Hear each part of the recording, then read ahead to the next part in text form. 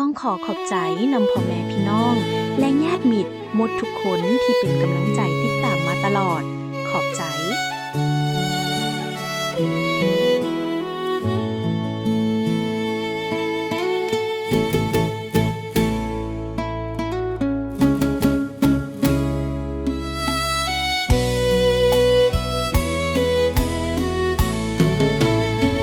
ภูมิใจกันเถิดที่เฮาเกิดมาเป็นคนลาว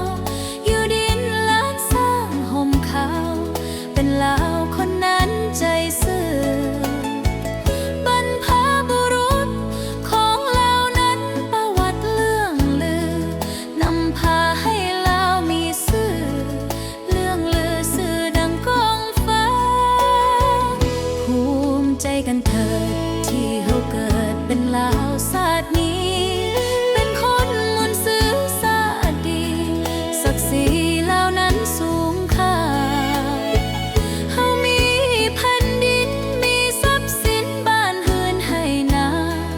เฮามีอู่ข้าวอู่ปลาสืบเลี้ยงกันมาสู่หน้าตาปียามหาเฮาหา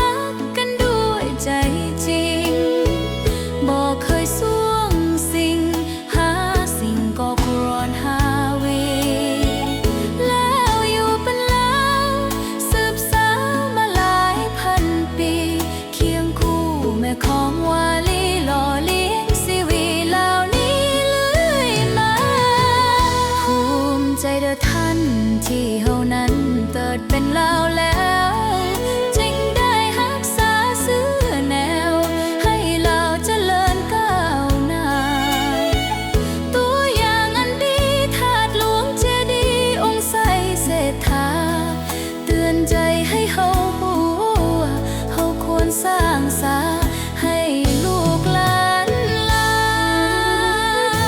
ต้องขอขอบใจนำพ่อแม่พี่น้องและญาติมิตรหมดทุกคนที่เป็นกำลังใจติดตามมาตลอดขอบใจ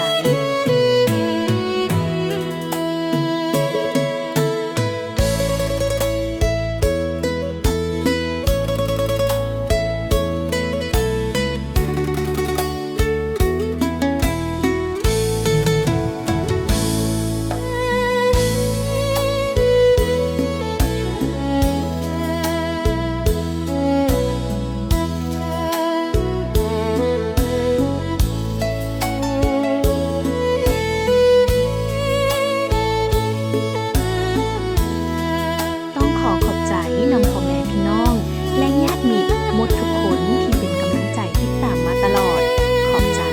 ยามหาเฮาหักกันด้วยใจจริงบอกเคยสวงสิ่งหาสิ่งก่อกวนหาวีแล้วอยู่เป็นลาว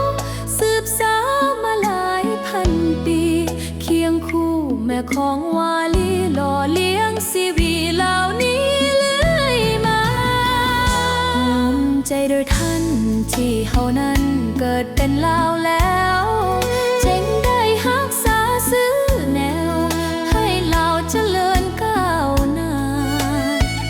ตัวอย่างอันดีธาตุหลวงเจดีย์องค์ไสเศรษฐาเตือนใจให้เฮาฮู้เฮาควรสร้างสาให้ลูกหลานลา ต้องขอขอบใจนำ